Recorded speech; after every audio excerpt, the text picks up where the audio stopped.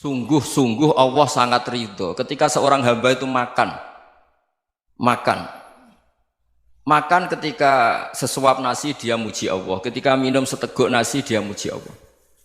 Itu kalau orang diridhoni Allah itu wali betul. Itu untuk jadi wali itu gampang, kamu makan ridho, kamu nginjak buminya Allah ridho seneng, kamu hidup keseharian aman seneng.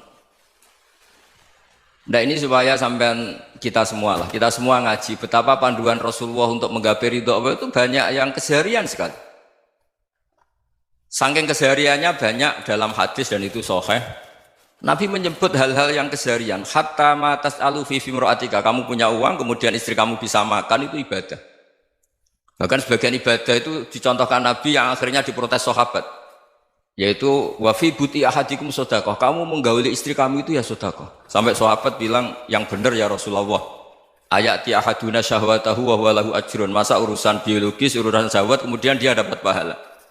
Nabi menjawab, alaysa law wada'aha fi haramin akana alaihi wisrun. Bagaimana kalau dia meletakkan ke yang tidak benar itu kan dosa. Nah, hal-hal seperti ini yang saya ingin teman-teman semua lah, semua. Saya juga agak ingin ngaji demi Anda juga agak ingin. Itu dosa sekali ngaji kok pesanan kelompok tertentu itu enggak boleh. Islam itu untuk semua. Jadi ya cuma karena di depan saya jenengan ya seakan-akan jenengan korbannya. Itu ada ilmunya dalam usul fikih itu. Jadi orang itu harus ngaji usul fikih.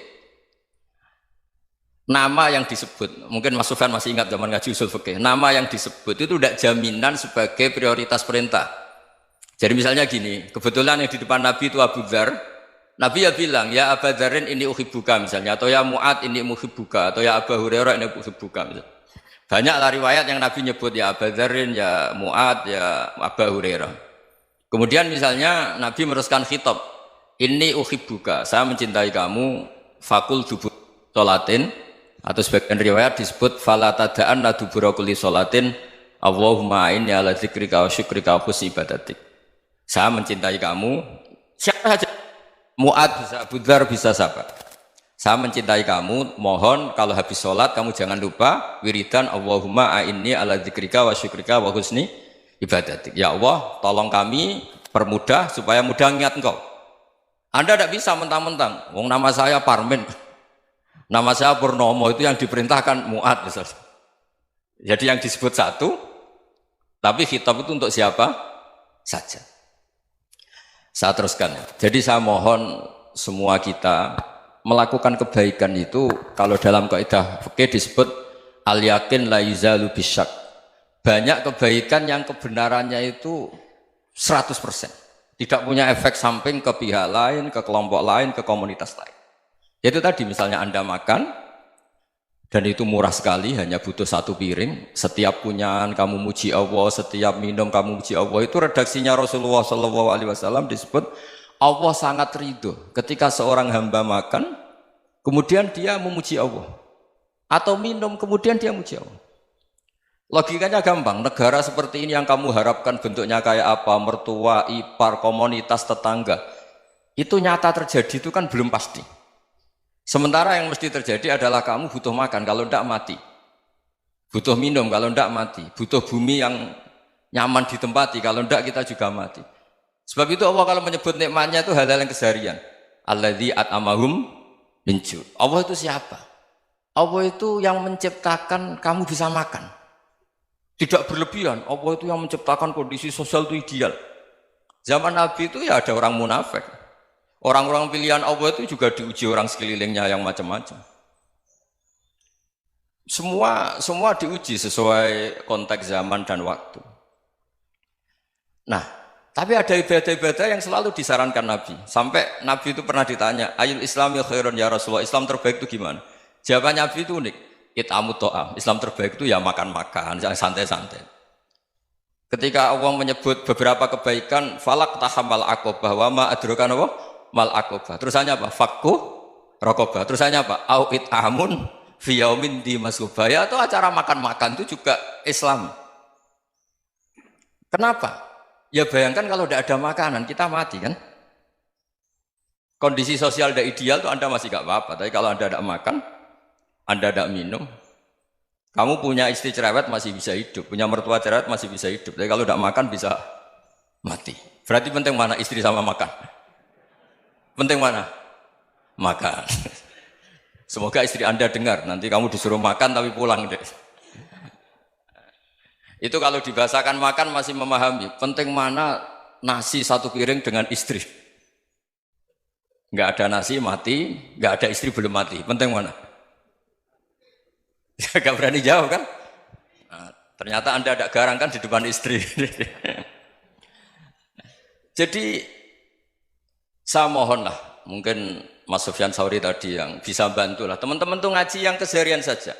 Karena kita nyari ridha Allah itu berdasar firman Allah. Dan firman Allah itu menyebut keseharian tuh riang, gampang. Yaitu tadi misalnya wa min ayatihi manamukum bil laili wan nahar. Termasuk ayat-ayat Allah itu kamu tidur. Maka dulu itu ada guyonan, ada tokoh Mu'tazilah, kelompok dalam Islam yang berpikir manusia itu bisa menentukan ikhtiarnya sendiri. Karena saya bisa duduk, ingin berdiri, berdiri. Karena kelompok ini nggak terima kalau semua kehendak Allah, nanti bagaimana kalau semua kehendak Allah kok ada hisab ya, ada sanksi. Lucunya itu dia akhirnya, ini cerita ya, mencintai seorang perempuan, cantik sekali. Dan itu dia menjadi ahli sunnah itu oleh hal-hal yang sepele. Karena istrinya cantik, ya namanya suami istri itu hubungan intim. Terus ditanya, Mas, masih ingin lagi? Masih. Silahkan diulang lagi. Wah ya tidak bisa. Katanya manusia bisa menentukan yang diinginkan. Itu tobat itu. Itu nggak bisa ditobatkan Mas Sufyan Ats-Tsauri. Orang cantik yang mudah nobatkan orang itu orang cantik. Segampang itu. Akhirnya kita tahu, makanya kalau dalam kitab Hikam itu disebut al-aqil mayyakul madza yaf'alu wa hubi wal ghafil mayyakul madza af'al. Orang yang punya akal karena sadar ini wilayah Allah, semua milik Tuhan. Itu dia tiap hari berpikir, besok Allah akan melakukan apa terhadap dunia ini. Kamu merencanakan suatu mau plesir, ternyata gempa. Mau wisata ke Rusia, ternyata perang. Kamu tidak pernah tahu apa yang akan terjadi besok. Wa ma tadri nafsum madza taksibu ghadan. Tapi anda semua kita ini sering punya jadwal permanen. Makanya saya kalau diundang siapa saja, sana takdir. Yang jelas Gus ini acara penting. Ya masih acara penting nak pangeran ngersakno piye? Kok ape dadi pangeran? Kamu kok mau jadi Tuhan? Itu kadang ya kiai. Penting Gus acara ini jenengan harus memastikan bisa. Loh kamu itu yang ngajarin tauhid, sesuatu itu biadillah kok bilang-bilang apa pasti. Kalau maksa terus tak tobatkan loh kamu kata saya itu. Ya kalau gitu Gus bilang insya Allah. Wah itu hati saya, fisik saya, roh saya sudah bilang insya Allah. Tidak usah kamu latih kata saya. Nah hal-hal tauhid keseharian itu gampang sebetulnya. Wal ghafil yaqulu madza af'al. Tapi orang yang lupa Allah dia setiap hari bilang besok apa? Kita bisa melakukan apa? Seakan-akan dia itu aktor, dia penting, dia subjek permanen, dia. Padahal kita ini hanya objek kehendak Allah Subhanahu wa taala. Karena kita yakin sesuatu yang terjadi di alam raya ini kita tidak bisa apa-apa. Makanya saya sering ngaji, sering bilang saya, ketika Anda mensifati Allah, Dia yang menghidupkan. Sudah itu tanamkan sehingga ketika kita mati santai saja. Kenapa santai? Allah punya cara menghidupkan kita. Zaman kita hidup juga gak tahu caranya ngelola jantung, ngelola paru-paru. Kamu juga gak tahu ngelola oksigen yang tidak beracun, tidak ngandung polusi. Tahu-tahu hidup. Gak ingin tua ya tahu-tahu tua, gak ingin mati tahu-tahu mati. Selama ini kita hidup juga gak tahu apa-apa sebetulnya. Hanya gaya tok, punya jadwal, punya planning. Kalau kamu bisa menentukan pilihan Anda, pasti Anda istrinya cantik, 4 neriman semua, kona'ah semua. Nyatanya enggak kan? Ada 1 jelek, cerewet. Oh itu kan, nyatanya enggak bisa apa-apa Anda kan? Dan kamu bawa mati lagi. Itu kan, istri Anda juga gitu, punya keinginan, punya suami yang ganteng, yang jabat, yang neriman, yang enggak poligami. Ya enggak kesampaian juga. Kalau kita ngitung tingkat kegagalan kita itu gagal terus. Ya kan? Nah, terus ingat Allah, madza yaf'alu wa bi. Orang yang punya akal selalu berpikir Allah itu menghendaki apa terhadap saya.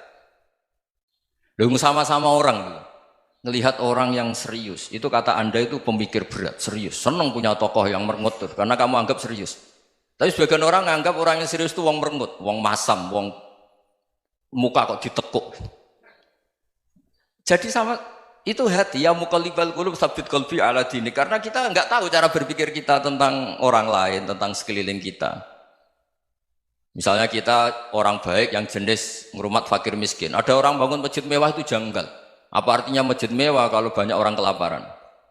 Tapi kalau yang jenis pendidikan apa artinya masjid mewah kalau tidak bisa ngaji? Nanti yang jenis infrastruktur apa artinya ini kalau semuanya punya sudut pandang yang berbeda-beda. Dan Islam mengapresiasi semua kebaikan. Tapi katakan semua kebaikan itu adalah kehendak Allah Subhanahu wa taala. Karena apapun baik Anda itu pakai fasilitas yang diberikan oleh Allah Subhanahu wa taala. Sehingga ini yang disebut qulillah tsumadarhum fi khawdihim yal'abun. Ya kembali tadi ke tema-tema bahwa keseharian Anda ini sudah Islami. Saat Anda tidak bisa melakukan apa saja. Saya sering ada jenazah, biasanya kalau tetangga meninggal saya sering disuruh ngelepas. Saya bilang orang ini baik karena sering ngelamun di rumah, sering nganggur di rumah. Ditanya sama anaknya, kenapa Gus nganggur baik? Ya kalau dia nganggur artinya juga agak berbuat sesuatu yang maksiat kan? Ya kan? Orang nganggur di rumahnya ya tidak bunuh orang, tidak maling, tidak korupsi, ya namanya nganggur di rumah. Lah cuma istri cara pandang nganggur gak menghasilkan uang itu. Tapi juga gak menghasilkan kriminal kan? Jadi sebenarnya Islam itu makanya kalau sampai ngaji usul fikih itu ada kitab usul fikih namanya Lubul Usul, itu terkenal sekali di pesantren itu. Itu kalau ngapresiasi keseharian itu luar biasa. Izma min mubahin illa wa yatahaqqaqu bihi tarku haramimma. Karena keseharian yang mubah saat Anda lakukan itu ada kehebatan yang luar biasa, yaitu meninggalkan haram. Makanya dulu banyak orang-orang alim ketemu temannya itu guyon sampai semalaman. Itu biasanya yang semangat Islam itu kiai kok tidak tahajud, kiai kok tidak witir. Orang yang sedang mapan uangnya banyak, malam itu tidak kelayaban itu sudah luar biasa. Melawan nafsu supaya tidak maksiat itu sudah luar biasa. Supaya lupa guyon sama temannya semalaman sampai subuh. Gejlok-gejlokan ngenang zaman miskin, zaman kuliah nggak jelas, zaman apa. Melihatnya jangan tarkut tahajud. Seperti ini meninggalkan tahajud, tapi meninggalkannya ini talkul muharramat. Jadi kayak apa hebatnya? Sehingga Imam Ghazali punya riwayat yang agak unik. Hatta takuna ibadatu akhiri hadil ummah iku an-naum. Sehingga suatu saat ibadah terbaik umat ini itu tidur. Itu kan riwayat kontroversi. Ketika Imam Ghazali tanya, kenapa iya? Kenapa kamu mulai keluar dari rumah itu sudah banyak maksiat? Melihat perempuan yang enggak mahram, melihat fenomena. Tapi kalau kamu tidur itu enggak melihat apa-apa. Tapi juga kamu jangan menganggap tidur itu ibadah betul. Saatnya melakukan fardhu ain malah masih tidur. Tapi itu sudut pandang yang menjadikan kita Islam itu gampang. Jadi saat Anda tidak bisa aktivitas apa-apa, misalnya ada beberapa orang yang lumpuh. Lumpuh itu memang nggak bisa Jumatan, nggak bisa ibadah, tapi dia juga nggak bisa maksiat. Tidur itu memang Anda saat itu tidak bisa tahajud, tidak bisa witir, tapi saat itu ada zina, ada maling, tidak gosipkan orang, tidak bully orang, tidak menanamkan kebencian, tidak hasud. Sehingga tidur menurut Allah Ta'ala wa min ayatihi manamukum billaili apa? Wan-nahar. Karena di tidur itu selain ada unsur istirahat, jaga kestamina, juga ada unsur meninggalkan beberapa keburukan. Nah saya mohon ibadah yang keseharian ini kita jaga. Supaya kita semua baca ayat itu fasih. Fasih itu tertanam di hati. Allah itu siapa? Alladzi at'amahum min ju'i wa amanahum min khauf. Dan Allah kalau cerita di Quran itu anna subabnal ma'a subba thumma syaqaqnal ardhan wa syaqqa fa ambatna fiha habba wa inaba wa qadba wa zaituna wa nakhla wa hadaika hulba. Kamu tahu saya ini siapa, kata Allah? Saya ini adalah Tuhan yang menurunkan air, kemudian ada tanaman banyak. Habba wa inaba wa qadba, ada zaitun, ada tin, kalau orang Jawa mungkin ada tela, ada padi, ada mangga, ada pisang. Sudah. Wa inaba wa zaituna wa nakhla wa hadaika hulba, ada perkebunan yang lebat. Tujuannya apa? Mata Allahkum, silahkan kamu pakai, kamu nikmati. Tapi karena kadang kita ini punya ide-ide besar. Tadi untuk syukur saja nunggu punya istri riman, rumah baik, tetangga baik, komunitas baik, semuanya baik baru syukur. Lama-lama nanti ada di surga, syukurnya nunggu surga paling kelas A. Itu sudah ada yang menghuni Rasulullah, kamu nggak boleh di situ. Masa untuk syukur saja? Repotnya Masya Allah. Jadi mohonlah Quran yang kalau Anda hafalkan juz sama itu kan ada ayat-ayat yang kayak tadi. Ya, fal yang dzuril insanu ila ta'ami. Coba lihat. Apa yang kamu makan ya? Dari mana? Dan untuk mempertahankan hidup kamu keseharian. Jadi jangan kira ibadah itu harus membentuk komunitas yang versi Anda. Ibadah itu harus yang hal yang mulu-mulu. Kesehariannya Anda alami. Loh ini saya tidak bikin-bikin. Saya ngaji bukan karena berdasar pesanan. Itu ayat yang saya bacakan betul ada ayatnya kan. Fal yang dzuril insanu ila tu'ami anna sobabnal ma'a sobba thumma syaqaqnal ardo syaqqa fa ambasna fiha habba wa inaba wa qadba wa zaituna wa nakhla wa hadaika ghulba. Terusannya apa? Mata'al lakum, silakan kamu nikmati. Mata itu silakan kamu nikmati. Ya kayak sampean dikasih hidangan ya makan. Ya sudah makan, habis makan ya minum, habis itu ngantuk ya tidur. Ya sudah normal-normal saja. Kayak apa indahnya Islam? Tapi Anda mencari Islam yang gimana lagi? Nah itu yang diajarkan guru-guru kita, diajarkan sanad kita sampai Wali Songo, sampai Rasulullah SAW. Bahwa pada akhirnya ada jihad, ada perang. Itu dulu memang perang, bukan membunuh, beda. Dulu kita dijajah Belanda ya perang, dan itu normal karena kita dijajah. Jadi ketika orang lain ingin baik sama kita, wa in ahadum minal musyrikin astajaruka ya fa'jirhu hatta yasma'a kalam Allah. Kalau mereka ingin baik ya kita baik. Makanya ada istilah musta'man, mu'ahad. Kalau mereka ingin damai, berdampingan dengan kemajmukan ya itu yang lebih baik. Karena memang Islam menghormati proses perdamaian. Wa in janahu lis-salmi ya fajnah lah. Kalau ingin damai ya kita harus